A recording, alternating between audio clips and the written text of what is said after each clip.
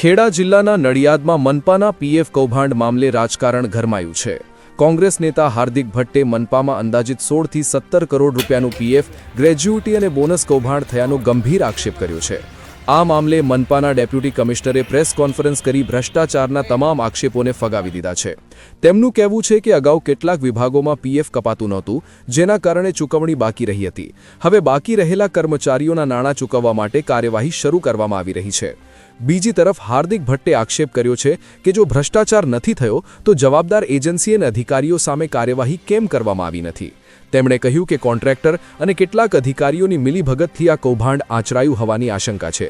હાલ આ સમગ્ર મામલે સત્ય શું છે તે તપાસ બાદ જ સ્પષ્ટ થશે। રિપોર્ટર સચિન પંડ્યા, આણંદ। જે હાર્દિકભાઈ પીએફ બાબતે આજે ખુલાસો થયો છે ડેપ્યુટી અધિકારીનો, તે બાબતે આપ શું કહેવા? આજે જે રીતના મ્યુનિસિપલ કમિશનર શ્રીનો વિડીયો જોવામાં આવ્યો,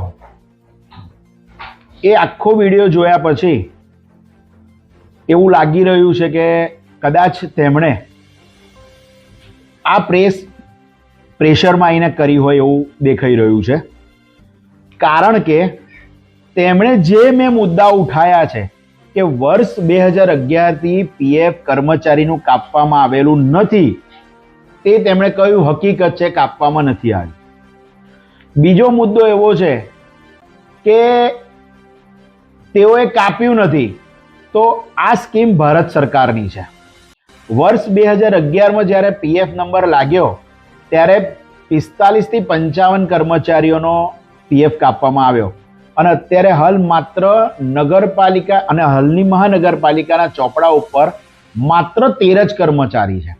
એટલે સંસ્થાને, કોઈ પણ સરકારી સંસ્થા છે એને પીએફ નંબર લાગ્યો હોય તો તેના તમામ કોન્ટ્રાક્ટરો કે જેવા છે, રોડ કોન્ટ્રાક્ટર હોય, ડ્રાઈવરોના કોન્ટ્રાક્ટ પર રાખ્યા હોય, ગટર સફાઈ કરાવડાવી હોય કોન્ટ્રાક્ટ પર, કાચની સફાઈ કોન્ટ્રાક્ટ દ્વારા કરાવવામાં આવતી હોય, લાઇટો રિપેરિંગ માટે, લાઇટો નાખવા માટે કોન્ટ્રાક્ટર રાખવામાં આવ્યા હોય કે સિક્યુરિટીના કોન્ટ્રાક્ટર હોય, એ તમામે તમામ કોન્ટ્રાક્ટ પરના માણસનો પીએફ ગુજરાત સરકારના લઘુત્તમ વેતન કે જે દર 6 મહિને સરકારમાં વધારો થાય છે તેના ઉપર કાપવું ફરજિયાત છે।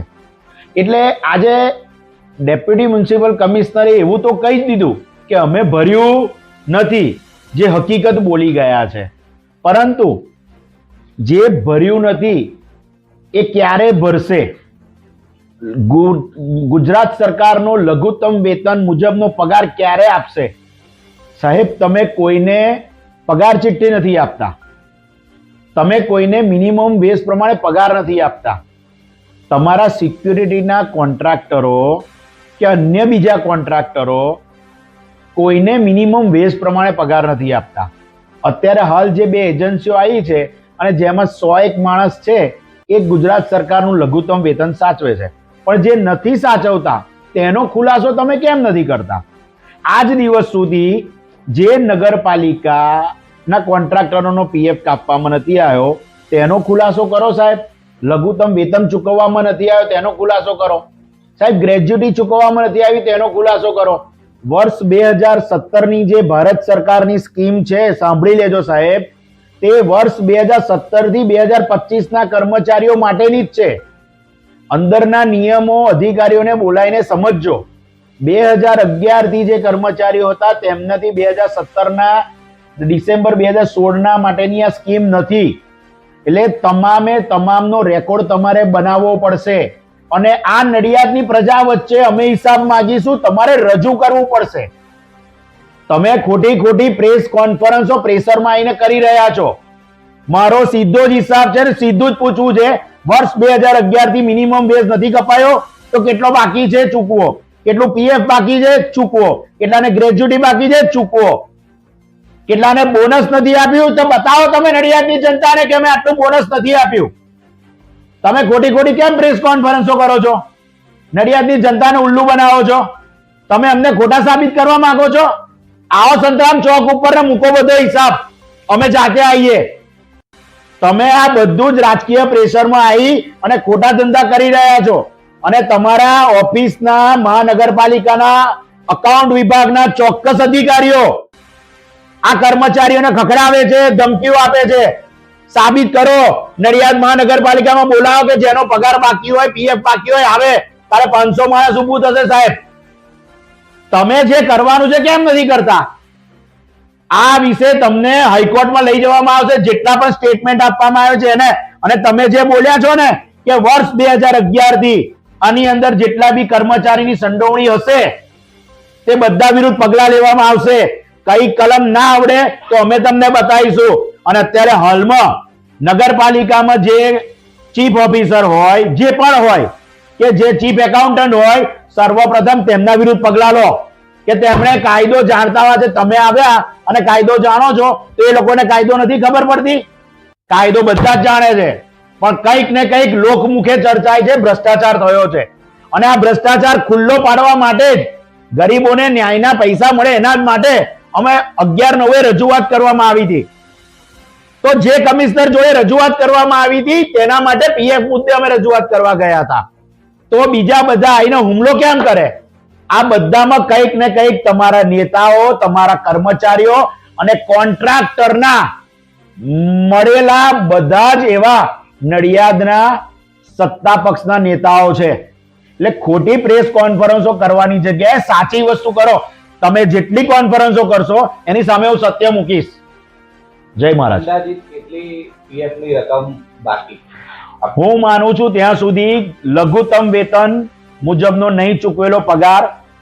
હવે સરકારનો નિયમ છે, ભારત સરકારનો, કે બંને શેર એટલે કર્મચારીનો શેર અને માલિકનો એટલે સંસ્થાનો શેર બંને જો એ ભરવા જશે ને તો 16 થી 17 કરોડ રૂપિયા આટલા પૈસા બાકી નીકળશે. બોનસ બતાવો. તમે કર્મચારીને ભારત સરકાર કહે છે, ગુજરાત સરકાર કહે છે કે તમારે એને એકાઉન્ટમાં પૈસા આપવા. મેં વર્ષ 2025 થી જ્યારે આ ઝડપ્યું બીડું પછી જ તમે એ લોકોને બેંકમાં પગાર આપતા થયા છો. તમારા કેટલા બધા કાઉન્સિલરોના, પૂર્વ કાઉન્સિલરોને, તેના માણસો, તેમના સગાઓ કોન્ટ્રાક્ટમાં કામ કરે છે. શરમ આવી જોઈએ સાહેબ, શરમ આવી જોઈએ. તમે અમારા જેવા નડિયાદની સામાન્ય જનતાને ટેક્સના પૈસે લહેર કરી રહ્યા છો અને ખોટી ખોટી પ્રેસ કોન્ફરન્સો કરી રહ્યા છો.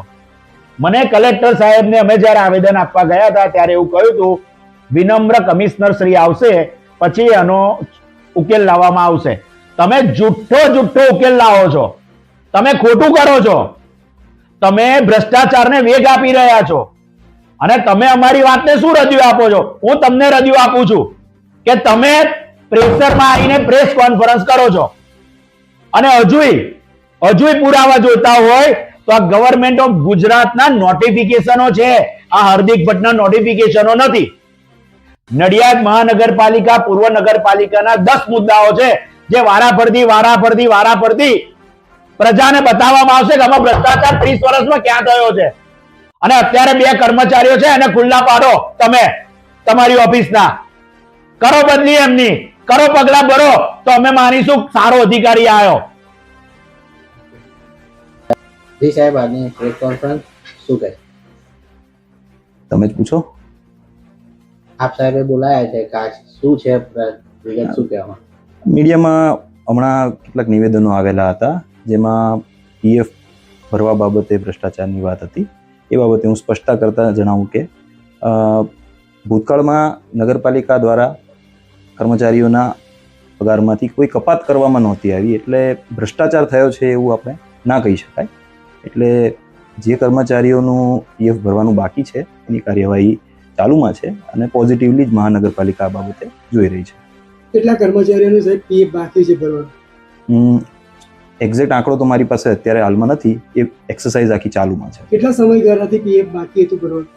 અંદાજે 2011 થી લગભગ બાકી છે અને હાલમાં એક સરકારની યોજના પણ આવેલી છે 2017 થી 2025 સુધીની.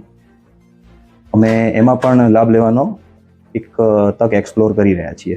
સર, જે અત્યારે રિટાયર થઈ ગયા છે તે લોકોને કેવી રીતે ચૂકવણું કરવામાં આવશે? રિટાયર થઈ ગયેલા કર્મચારીઓ જે છે એના બાબતે એકવાર ઈપીએફઓના કર્મચારીઓ સાથે ટાઈઅપમાં રહીને એ બાબતે શું કરી શકાય છે એ અમે એમની સાથે એકવાર ચર્ચા કરી લઈશું. અત્યાર સુધીમાં કેટલા રૂપિયાનું પીએફ બાકી છે સાહેબ? એ ટોટલ આંકડો આપણે આવે ત્યારે જ પછી કહી શકાશે. સાહેબ, પીએફ ભરવાનું બાકી રહ્યું તો એના માટે જે જવાબદારો હોય એમની સામે શું પગલાં લે?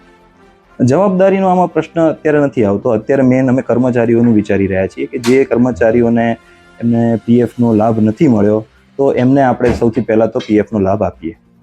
ત્યારબાદ જે તે જવાબદાર હશે એમની સામે શું કરવું એ નિર્ણય લેવામાં આવશે. જનરલી સામાન્ય રીતે કોઈ કોન્ટ્રાક્ટર હોય હમ. અને એણે જો પીએફ ના ભર્યું હોય તો એની પર શું પગલાં લેવાતા હોય? સામાન્ય રીતે કોન્ટ્રાક્ટર છે એ જો પીએફ ના ભરે તો પહેલાં તો એમનું પેમેન્ટ અટકાવવામાં આવે છે. એમ છતાં જો એ પીએફ ના ભરે તો પછી એને બ્લેક લિસ્ટિંગ કરવાની કાર્યવાહી કરવામાં આવે. સાહેબ કયા કારણથી આ પીએફ રહી ગયું છે ભરવાનું?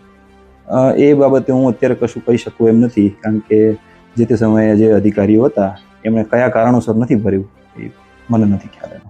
આટલા સમય બાદ સાહેબ આ બધી કરવાની કેમ કામગીરી ચાલુ? ના, આટલા સમય બાદ નહીં, પણ આ લાભ ગમે ત્યારે મળવાનો તો કર્મચારીને આપવો તો પડશે જ આપણે. તો મહાનગરપાલિકા બન્યું પછી મહાનગરપાલિકા નો આ એક એપ્રોચ છે કે કંઈ પણ એલિજિબલ લોકો છે એમનું કશું બાકી ના રહે. કોંગ્રેસ દ્વારા વિરોધ કરવામાં આવ્યો એટલે આ કામગીરી કરી? નહીં, આ કામગીરી એ પહેલાંની ચાલુમાં છે.